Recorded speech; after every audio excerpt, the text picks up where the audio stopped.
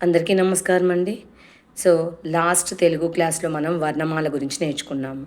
వర్ణమాలని ఎలా పలకాలి, వర్ణమాలలో అచ్చులు, హల్లుల్ని ఏ విధంగా చెప్తే పిల్లలు ఈజీగా అర్థం చేసుకుంటారు, మొదటి నుంచి వాళ్ళకి దీర్ఘం అనేది ఎలా చెప్పాలి, స్ట్రెస్ చేయటం అనేది ఎలా చేయాలి అనేది నేర్చుకున్నాం మనం. సో, ఈరోజు వీడియోలో మనం అదే వర్ణమాలలో ఉండే రకాల గురించి తెలుసుకుందాం. ఈ వర్ణమాల రకాలని మనకి తెలుగు వ్యాకరణంలో కూడా చెప్పడం జరుగుతుందనమాట. సో, మనకి వర్ణమాల రకాలు అనేది వ్యాకరణంలో ఒక పార్ట్. సో, ఇంగ్లీష్లో మీరు ఎలా అయితే గ్రామర్ నేర్చుకుంటారో అలాగే తెలుగు గ్రామర్ని వ్యాకరణం అంటాం మనం. సో, ఆ వ్యాకరణంలో మొట్టమొదటగా మనం నేర్చుకునేది వర్ణమాలలో ఉండే రకాలు. సో, వర్ణం అంటే అక్షరం అని తెలుసుకున్నాము. అవన్నీ కూడా ఒక ఆర్డర్లో ఒక పూలమాలలాగా ఉంటాయి కాబట్టి వాటిని వర్ణమాల లేదా అక్షరమాల అంటారని తెలుసుకున్నాము.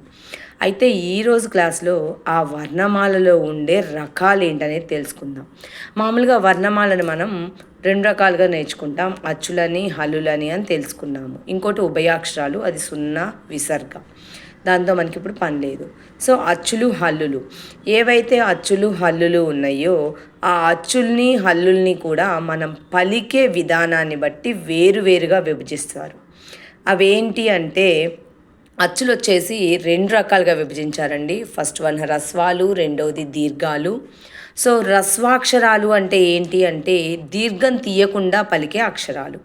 హ్రస్వాలు అంటే ఒక్క సెకండ్ కాలంలో మనం పలికే అక్షరాలు దీర్ఘం తీయకుండా. ఏంటవి?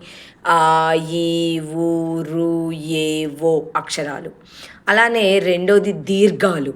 సో, దీర్ఘాలు పేర్లోనే ఉందండి. దీర్ఘాలు అంటే దీర్ఘం తీస్తూ పలికేవి. ఏంటవి? ఆ, ఈ, ఊ, రు, ఏ, ఓ, ఇవన్నీ కూడా దీర్ఘాలు. సో, అచ్చుల్ని ఇలా రెండు రకాలుగా విభజించారు. అవేంటంటే హ్రస్వాలు, దీర్ఘాలు. ఆ, ఈ, ఊ, రు, ఏ, ఓ.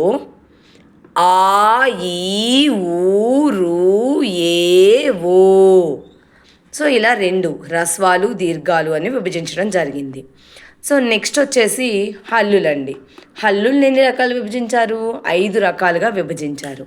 ఏంటవంటే అల్ప ప్రాణాక్షరాలు, మహాప్రాణాక్షరాలు, అనునాసికాలు, అంతస్తాలు, ఊష్మాలు.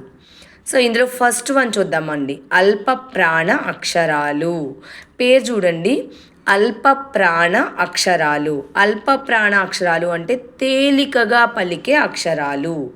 తేలికగా పలికే అక్షరాలని అల్ప ప్రాణ అక్షరాలు అంటారు. ఏంటి అలాంటివి? కా, గా, చా, జా, టా, డా, తా, దా, పా, బా. ఈ అక్షరాలు పలకడానికి మనం పెద్ద కష్టపడాల్సిన అవసరం లేదండి. చాలా తేలిగ్గా సునాయాసంగా పలకగలుగుతాం.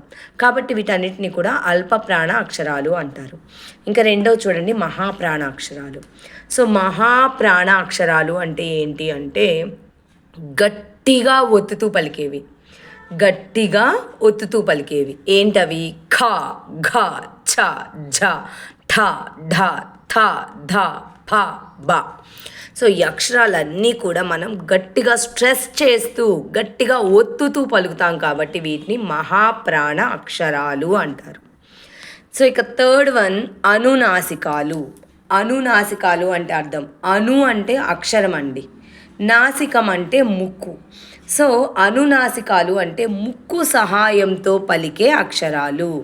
ముక్కు సహాయంతో అక్షరాలు పలుకుతామా మనం? ఎలా పలుకుతామా అండి? ఎలా అంటే ముక్కు సహాయంతో పలకడం అంటే ముక్కుతో మాట్లాడతామని అర్థం కాదు. సో, మనం ముక్కుని గట్టిగా మూసేసామనుకోండి, ఇక్కడ మనం చెప్తున్న అక్షరాలని క్లియర్గా, స్పష్టంగా ఇతరులకు అర్థమయ్యే విధంగా చెప్పలేము.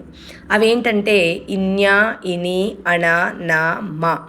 ఈ 5 అక్షరాలని కూడా మనం ముక్కు ఓపెన్ చేసి మనం ఊపిరి పీల్చుకుంటూ ఉన్నప్పుడు మాత్రమే స్పష్టంగా పలకగలం. అలా కాకుండా ముక్కుని ఇలా క్లోజ్ చేసామనుకోండి, మనకి స్పష్టంగా రాదు. మీరు కావాలంటే ట్రై చేసి చూడండి. ముక్కుని 2 వేళ్లతో గట్టిగా మూసి మీరు ఈ 5 అక్షరాలని కనుక పలికితే మనకి ఇతరులకి స్పష్టంగా అర్థమయ్యే విధంగా చెప్పలేము. అలా ముక్కు సహాయంతో మాట్లాడతాం కాబట్టి వీటిని అనునాసికాలు అంటారు. నాసిక సహాయంతో మాట్లాడే అక్షరాలు అని అర్థం. తర్వాతది అంతస్తాలండి, అది లాస్ట్లో చెప్పుకుందాం. ముందు లాస్ట్లో ఉన్న ఊష్మాల గురించి మాట్లాడుకుందాం.